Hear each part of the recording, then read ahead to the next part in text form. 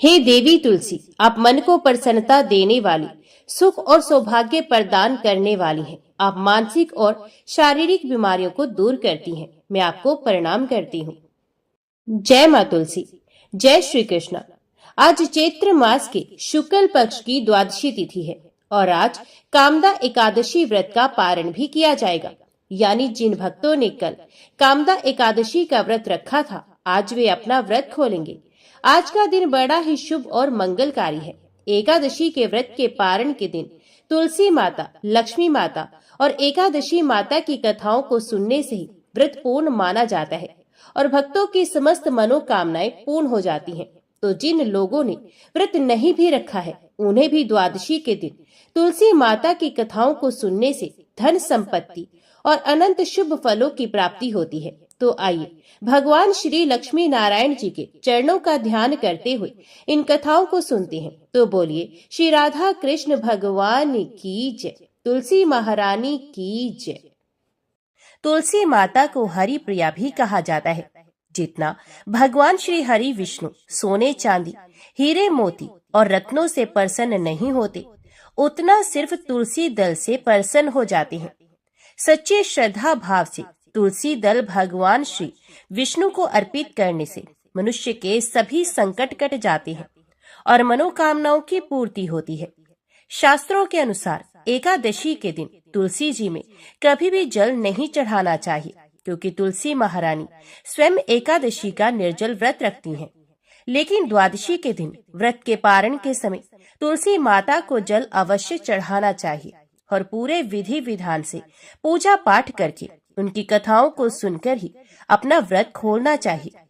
एक बुढ़िया माई तुलसी जी को सींचती थी और कहती थी कि हे तुलसी माता, सत की दाता, मैं तेरा बिरला सींचती हूँ, मुझे बहू दे, पीताम्बर की धोती दे, मीठा मीठा घास दे, वैकुंठा में वास दे, चटक की चाल दे, पटक की मौत दे, चंदन का हार दे, रानी सा काज दे, दाल भात का भोजन दे, ग्यारस की मौत दे, कृष्ण जी का कंधा दे। तब तुलसी माता ये सुनकर सूखने लगी। तो भगवान ने पूछा कि हे तुलसी, तुम क्यों सूख रही हो? तो तुलसी माता ने कहा कि एक बुढ़िया रोज आती है और यही बात कहकर जाती है, मैं सब बात तो पूरा कर सकती हूँ, लेकिन भगवान कृष्ण का कंधा कहाँ से लाऊंगी? तो भगवान बोले, जब वे मरेगी तो मैं अपना कंधा खुद दे दूंगा, तू बुढ़िया माई से कह देना। जब बुढ़िया माई मर गई, सब लोग आ गए। जब माई को ले जाने लगे तो वे किसी से नहीं उठी। तो भगवान श्री कृष्ण एक 12 वर्ष के बालक का रूप धारण करके आए और बालक ने कहा, मैं कान में एक बात कहूंगा तो बुढ़िया माई उठ जाएगी। बालक ने बुढ़िया माई के कान में कहा, बुढ़िया माई मन की निकाल ले, पीताम्बर की धोती ले, मीठा मीठा घास ले, वैकुंठा में वास ले, चटक की चाल ले, पटक की मौत ले, कृष्ण जी का कंधा ले। ये सुनकर बुढ़िया माई हल्की हो गई। तो भगवान श्री कृष्ण ने उन्हें कंधा दिया और बुढ़िया माई को मुक्ति मिल गई। हे तुलसी माता, जैसे बुढ़िया माई को मुक्ति दी, वैसे ही सबको देना। तो सब प्रेम से बोलिए, श्री तुलसी महारानी की जय, भगवान श्री कृष्ण की जय। अब आइए सुनते हैं तुलसी माता की दूसरी कथा। शिव पुराण के अनुसार पौराणिक समय में दैत्यों का राजा दंभ हुआ करता था। वे बहुत बड़ा विष्णु भक्त था। कई सालों तक उसके यहाँ संतान न होने के कारण उसने शुक्राचार्य को अपना गुरु बनाकर उनसे श्री कृष्ण मंत्र प्राप्त किया था। यह मंत्र प्राप्त करके उसने पुष्कर सरोवर में घोर तपस्या की। भगवान विष्णु उसकी तपस्या से प्रसन्न हुए और उसे संतान प्राप्ति का वरदान दे दिया। भगवान श्री विष्णु के वरदान से राजा दंभ के यहाँ एक पुत्र ने जन्म लिया। इस पुत्र का नाम शंखचूड़ रखा गया। बड़ा होकर शंखचूड़ ने ब्रह्मा जी को प्रसन्न करने के लिए पुष्कर में घोर तपस्या की। तपस्या से प्रसन्न होकर ब्रह्मा जी ने उसे वरदान मांगने को कहा। तब शंखचूड़ ने वरदान मांगा कि वे हमेशा अजर अमर रहे, वे कोई भी देवता उसे मार ना पाए। ब्रह्मा जी ने उसे ये वरदान दे दिया और कहा कि वे बद्री वन में जाकर धर्मध्वज की पुत्री तुलसी, जो कि तपस्या कर रही है, उससे विवाह कर ले। शंखचूड़ ने वैसा ही किया और तुलसी के साथ विवाह के बाद सुखपूर्वक रहने लगा। उसने अपने बल से देवताओं, असुरों, दानवों, राक्षसों, गंधर्वों, नागों, किन्नरों, मनुष्यों तथा त्रिलोकी के सभी प्राणियों पर विजय प्राप्त कर ली।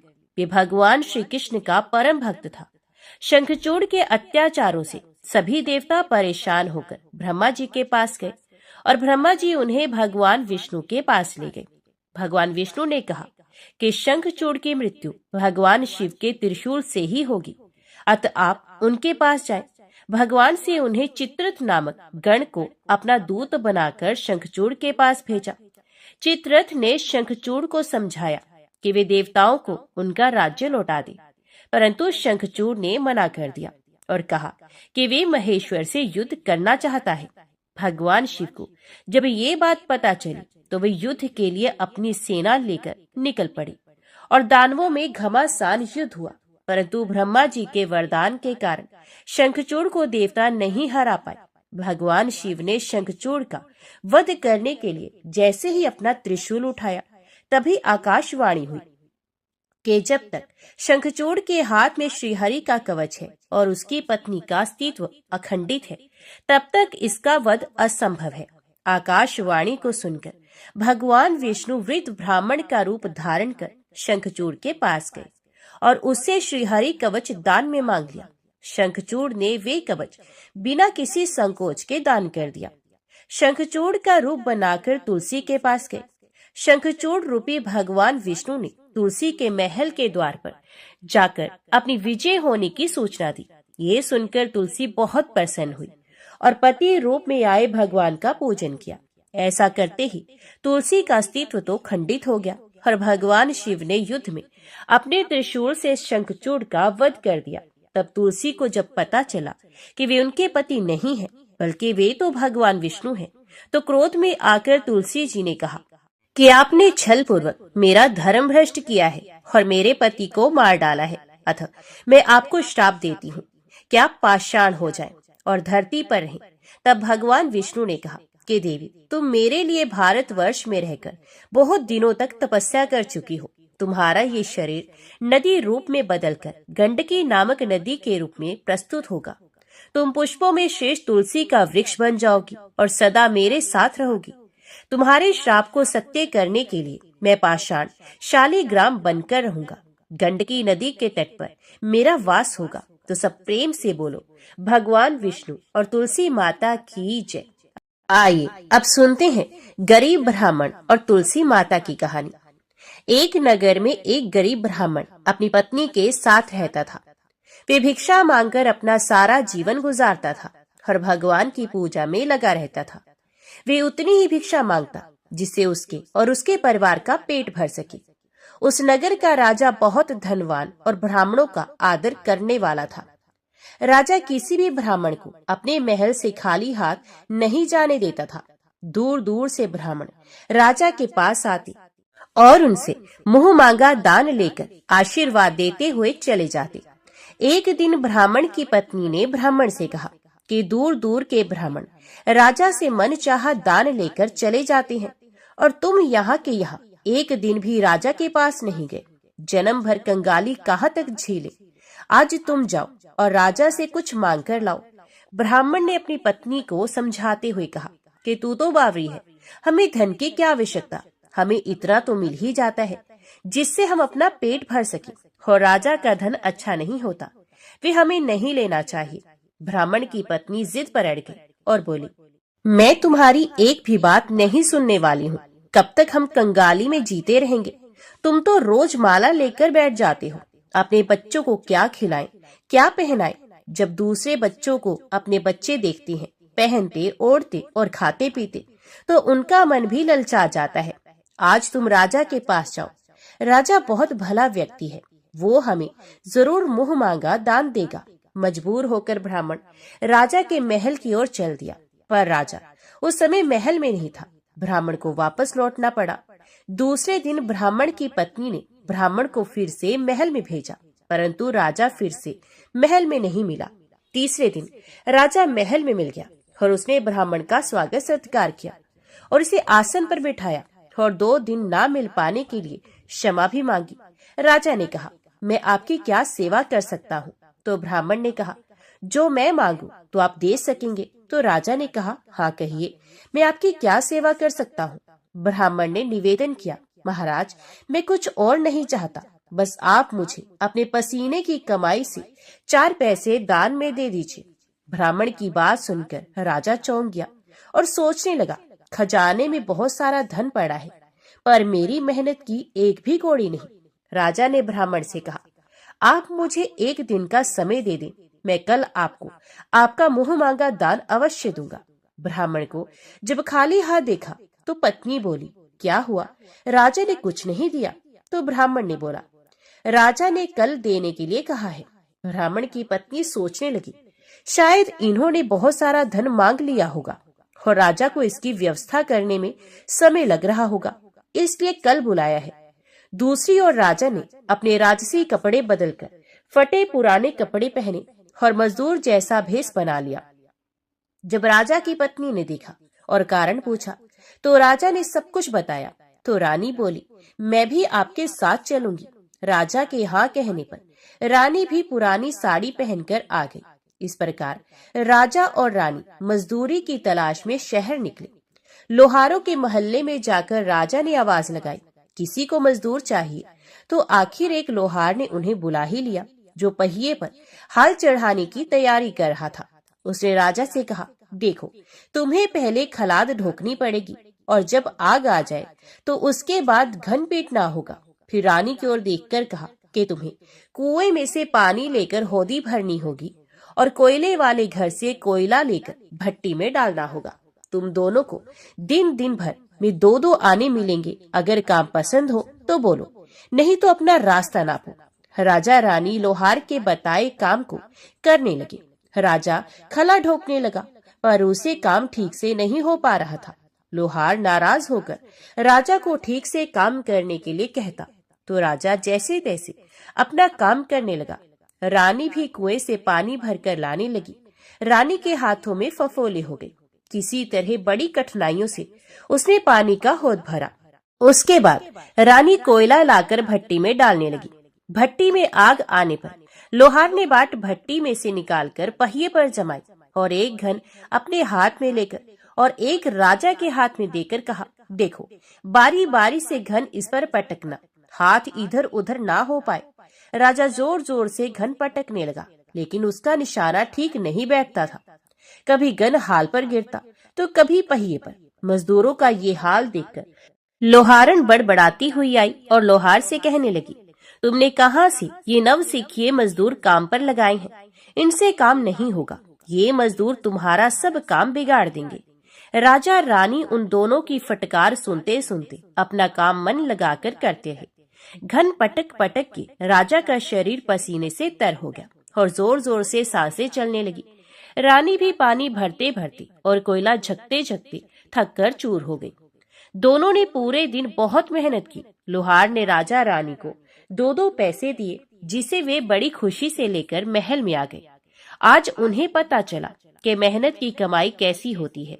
राजा ने 4 पैसे अलग रख दिए और अगले दिन ब्राह्मण को बुलाकर उसे दे दिए। ब्राह्मण राजा को आशीर्वाद देकर घर लौटा और ब्राह्मणी से कहा, लो मैं राजा के हाथ से दक्षिणा ले आया हूँ। ब्राह्मणी खुश होकर दौड़ती हुई आई और जब उसने 4 पैसे देखे तो वे ठिठक कर रह गई और उन्हें दूर फेंक दिया। और वो जल भूनकर ब्राह्मण से बोली, तुम जैसे दरिद्र से राजा के यहाँ जाकर भी कुछ मांगा नहीं गया, शर्म भी नहीं आती। ये कहकर वे रूठकर चली गई और बहुत देर तक बड़बड़ करती रही। ब्राह्मण ने उन 4 पैसों को उठाकर तुलसी घर के पास रख दिया और सोचा, जब ब्राह्मणी शांत हो जाएगी तो जरूरत पड़ने पर उठा लेगी। परंतु कई दिनों तक पैसे वहीं रखे रहे और फूल बेलपत्र ऊपर से गिरकर मिट्टी में दब गए। ब्राह्मण और ब्राह्मणी दोनों ही उन सिक्कों के बारे में भूल गए। कुछ दिनों के बाद तुलसी घर में 4 पौधे उगाए। चारों पौधे बहुत सुंदर थे। ये देखकर ब्राह्मणी रोज उनमें पानी डालती। 4 महीने के बाद वे पौधे बड़े हो गए और उनमें फूल लगने लगे। फूल सूखने पर इनसे मोती झड़ने लगे। ब्राह्मण और ब्राह्मणी ने कभी मोती नहीं देखे थे। वे समझे कि कोई बीज है।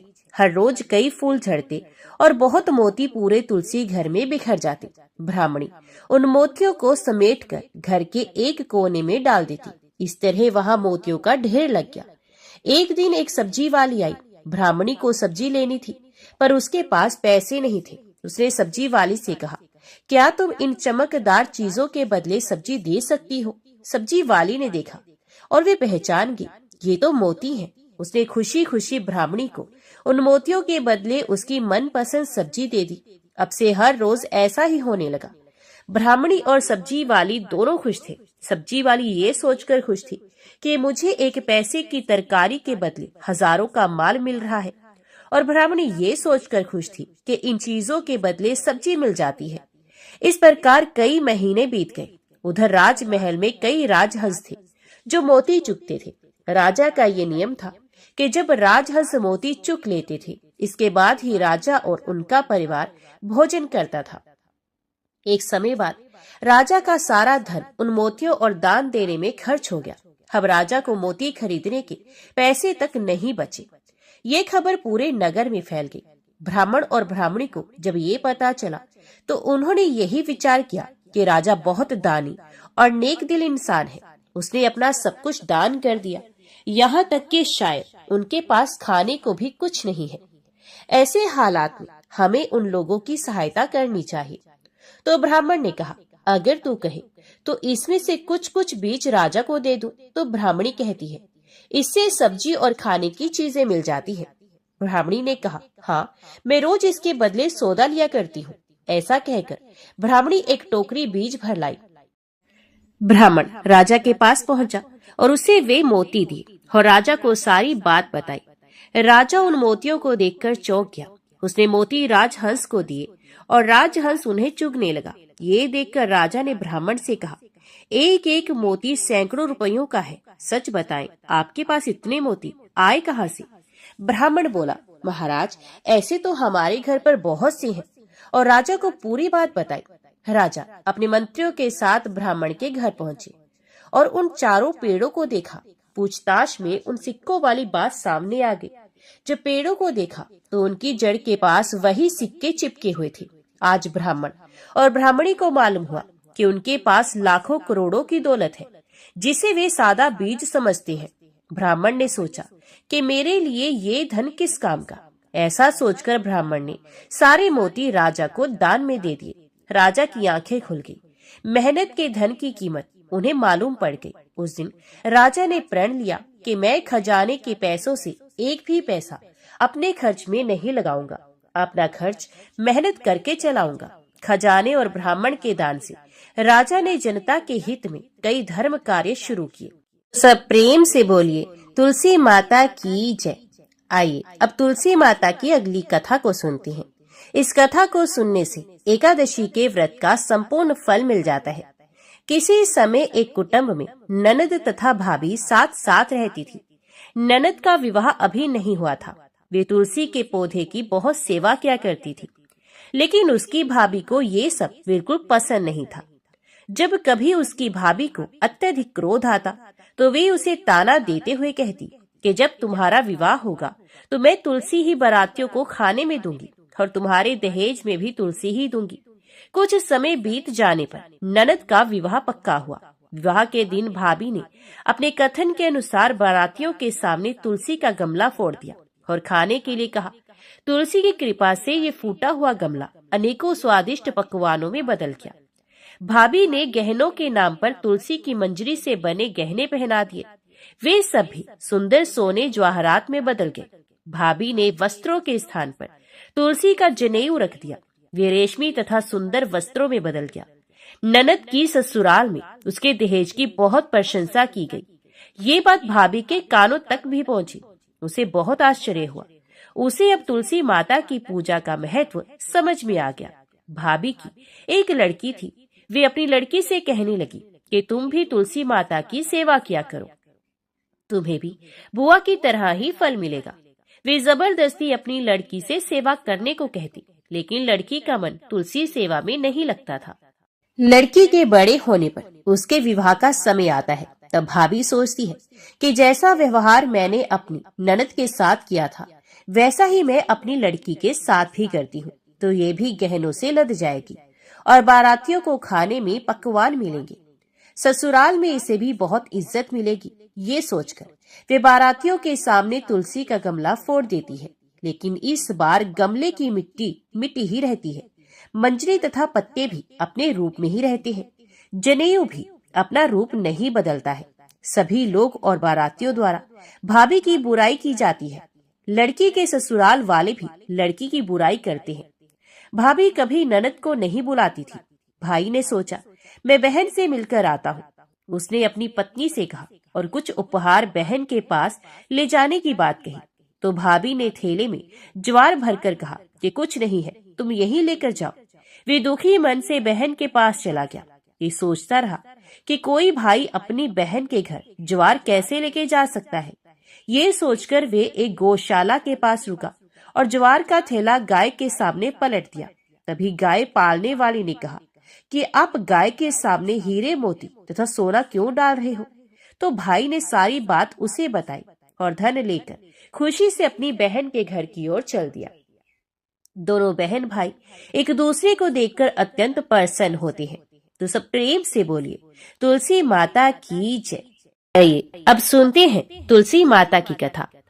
एक समय देवराज इंद्र संपूर्ण लोकपालों तथा ऋषियों से घिरे हुए अपनी सुधर्मा सभा में बैठे थे। वह सिद्ध और विद्याधरगण उनकी विजय के गीत गा रहे थे। इसी समय परम बुद्धिमान देवेंद्र गुरु महाभाग बृहस्पति जी अपने शिष्यों के साथ देव सभा में पधारे। उन्हें उपस्थित देख देवताओं ने सहसा उनके चरणों में मस्तक झुकाया।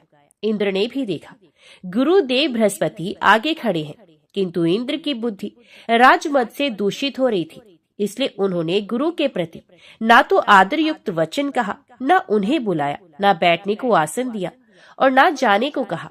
खोटी बुद्धि वाले इंद्र को राज्य के मद से उन्मत्त जानकर देवताओं के आचार्य बृहस्पति कुपित हो वहां से अंतर ध्यान हो गए। उनके चले जाने पर देवताओं के मन में बड़ा खेद हुआ। यक्ष, नाग, गंधर्व तथा ऋषिगण भी उदास हो गए।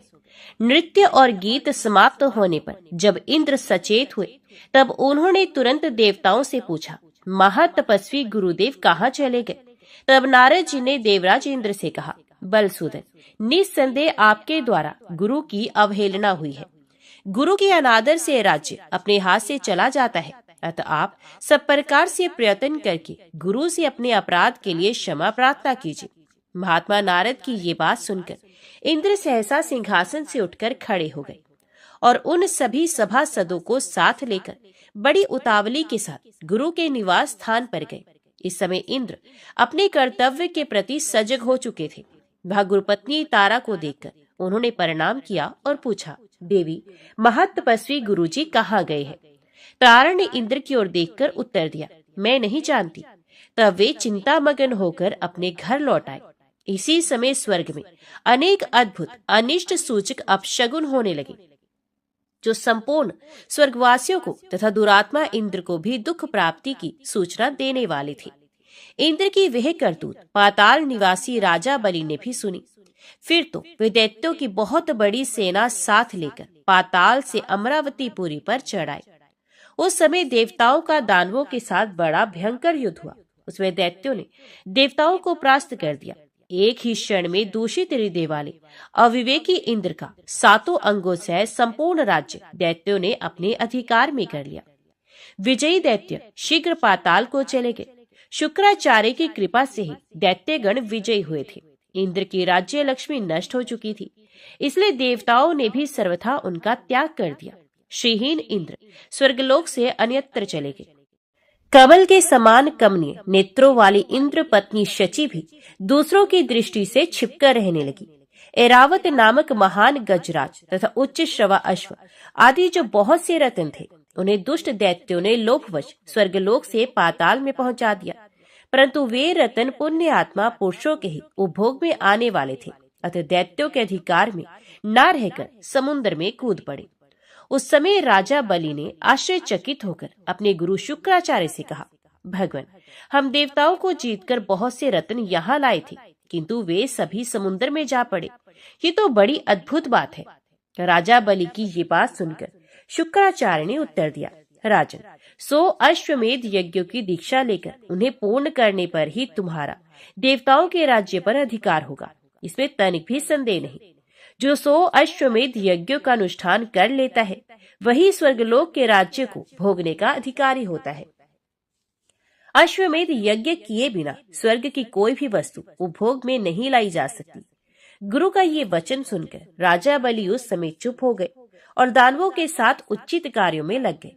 इंद्र बड़ी शोचनीय दशा को प्राप्त हो गए थे। वे ब्रह्मा जी के पास गए और स्वर्ग के राज्य पर जो भय आदि प्राप्त हुआ था वे सब समाचार उन्हें कह सुनाया। इंद्र की बात सुनकर ब्रह्मा जी ने उनसे कहा, सब देवताओं को एकत्रित करके हम सब लोग तुम्हारे साथ सर्वेश्वर भगवान विष्णु की आराधना करने के लिए चलते हैं। ऐसा ही हो। ये सलाह करके इंद्र आदि संपूर्ण लोकपाल ब्रह्मा जी को आगे रखकर क्षीर समुद्र के तट पर गए। वहां उन सब ने परस्पर विचार करके भगवान विष्णु की स्तुति आरंभ की। ब्रह्मा जी बोले, देव देव जगन्नाथ, देवता और दैत्य दोनों आपके चरणों में मस्तक झुकाते हैं। आपकी कीर्ति परम पवित्र है। आप अविनाशी और अनंत हैं। परमात्मा, आपको नमस्कार है। रमापति, आप यज्ञ हैं, यज्ञ रूप हैं तथा यज्ञांग हैं। अतः आज कृपा करके देवताओं को वरदान दीजिए। भगवान, गुरु की अवहेलना करने के कारण इंद्र इस समय ऋषियों सह स्वर्ग के राज्य से भ्रष्ट हो चुके हैं, इसलिए इनका उद्धार कीजिए। श्री भगवान बोले, देवगण, गुरु की अवहेलना करने से सारा अभ्युदय नष्ट हो जाता है।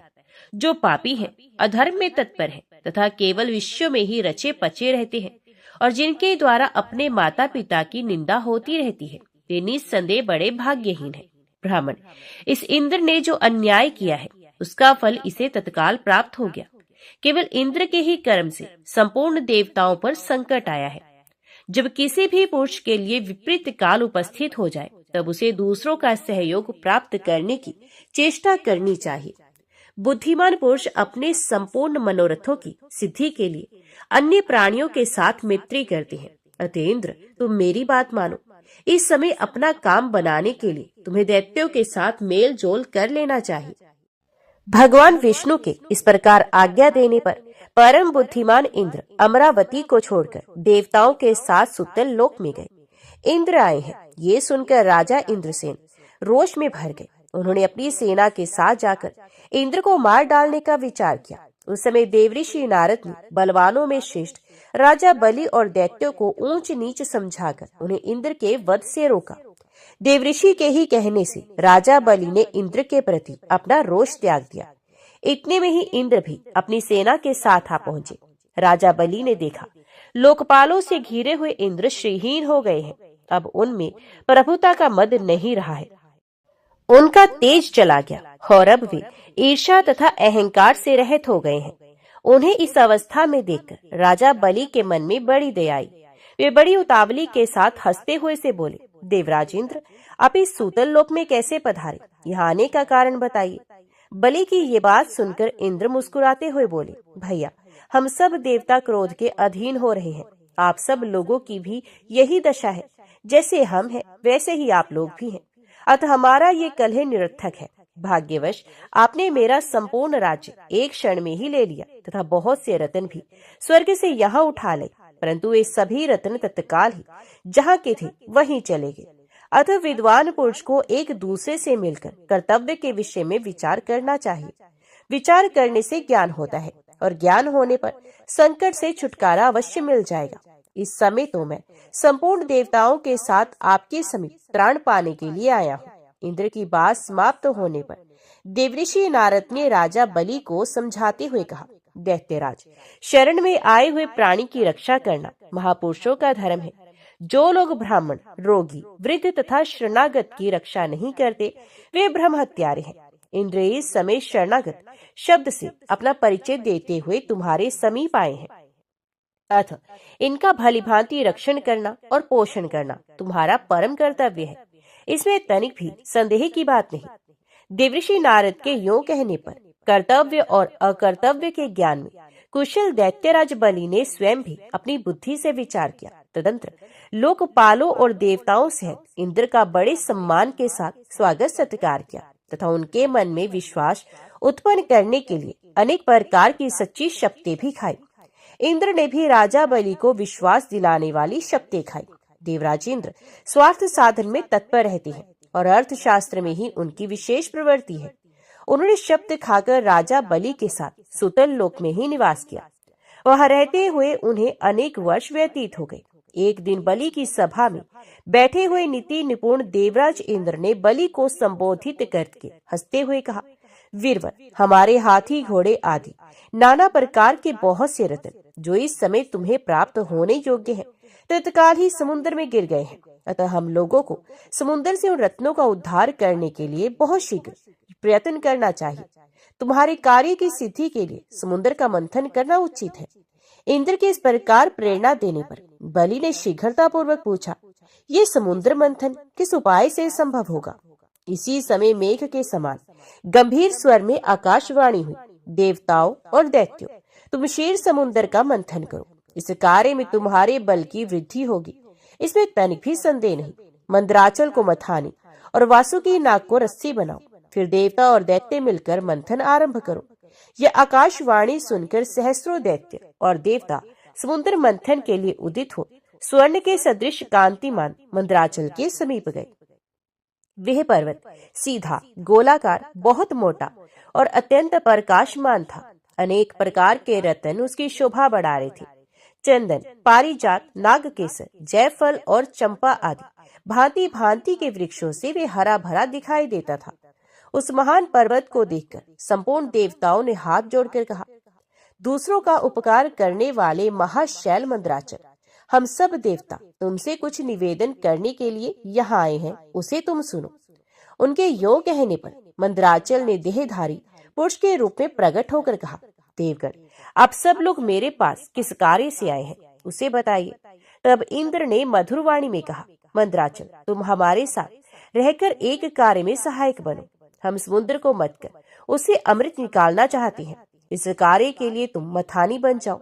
मंदराचल ने बहुत अच्छा कहकर उनकी आज्ञा स्वीकार की और देव कार्य की सिद्धि के लिए देवताओं, दैत्यों तथा विशेषत इंद्र से कहा, पुण्यात्मा देवराज, आपने अपने वज्र से मेरे दोनों पंख काट डाले हैं।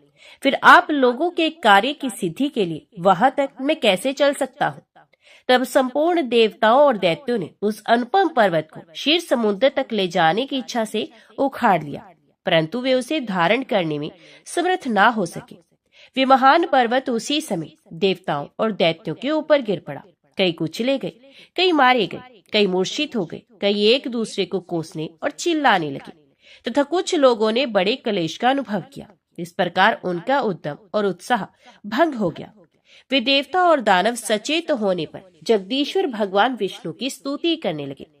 शरणागत वत्सल महाविष्णु, हमारी रक्षा कीजिए, रक्षा कीजिए। आपने ही इस संपूर्ण चराचर जगत को व्याप्त कर रखा है। उस समय देवताओं का कार्य सिद्ध करने के लिए गरुड़ के पीठ पर बैठे हुए भगवान विष्णु सहसा वहां प्रकट हो गए। वे सबको अभय देने वाले हैं। उन्होंने देवताओं और दैत्यों की ओर दृष्टिपात करके खेल खेल में ही उस महान पर्वत को उठाकर गरुड़ की पीठ पर रख लिया। फिर वे देवताओं और दैत्यों को क्षीर समुद्र के उत्तर तट पर ले गए और पर्वत शेष मंदराचल को समुद्र में डालकर तुरंत वहां से चल दिए। तदंतर सब देवता दैत्यों को साथ लेकर वासुकी नाग के समीप गए और उनसे भी अपनी प्रार्थना स्वीकार कराई। इस प्रकार मंदराचल को मथानी और वासुकी नाग को रस्सी बनाकर देवताओं और दैत्यों ने क्षीर समुद्र का मंथन आरंभ किया।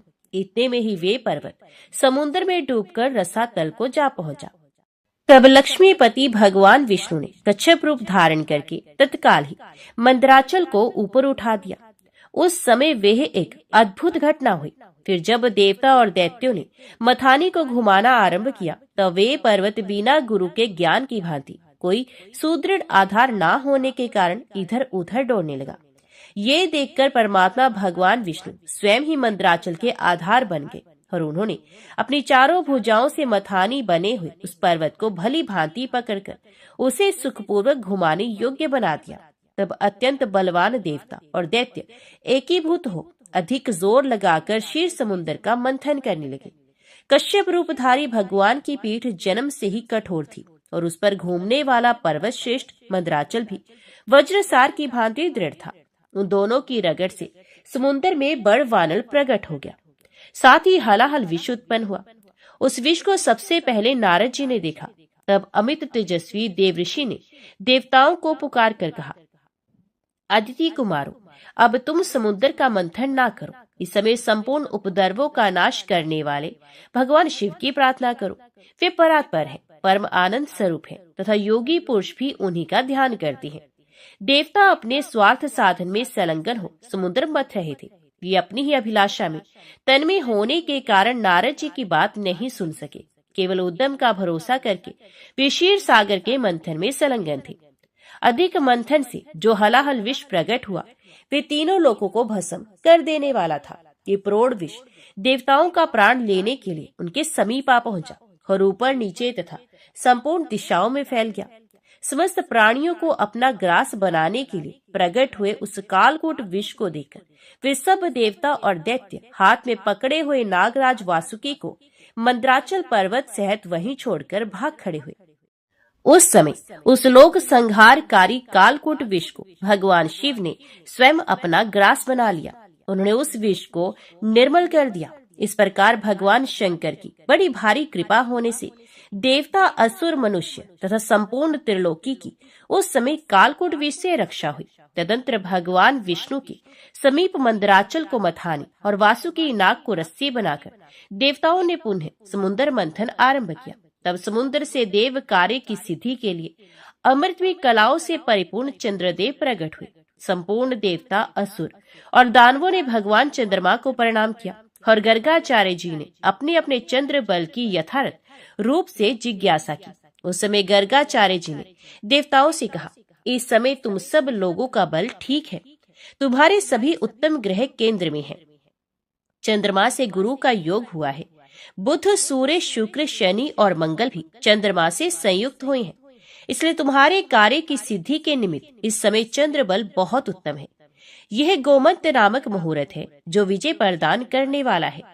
महात्मा गर्ग जी के इस प्रकार आश्वासन देने पर महाबली देवता गर्जना करते हुए बड़े वेग से समुद्र मंथन करने लगे। मथे जाते हुए समुद्र के चारों ओर बड़े जोर की आवाज उठ रही थी। इस बार के मंथन से देव कार्यों की सिद्धि के लिए साक्षात कामधेनु प्रकट हुई।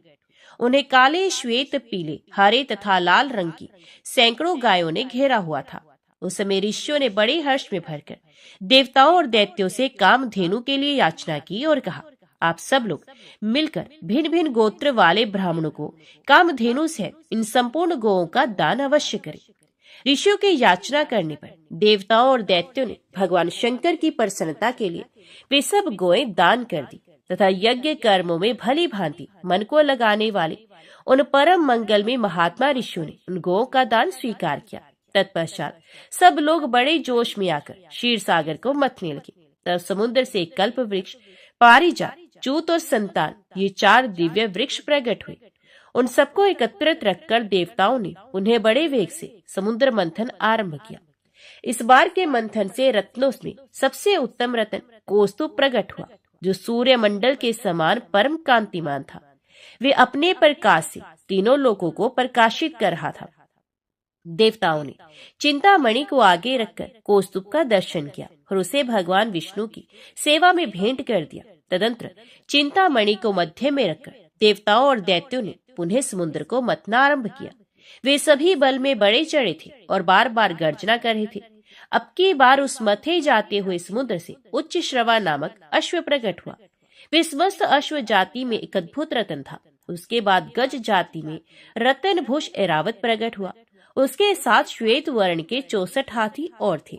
ऐरावत के 4 दांत बाहर निकले हुए थे और मस्तक से मद की धारा बह रही थी। इन सबको भी मध्य में स्थापित करके वे सब पुण्य समुद्र मथने लगे। उस समय उस समुद्र से मदिरा, भांग, काकड़ा सिंगी, लहसुन, गाजर, अत्यधिक उन्माद कारक धतूर तथा पुष्कर आदि बहुत सी वस्तुएं प्रकट हुई।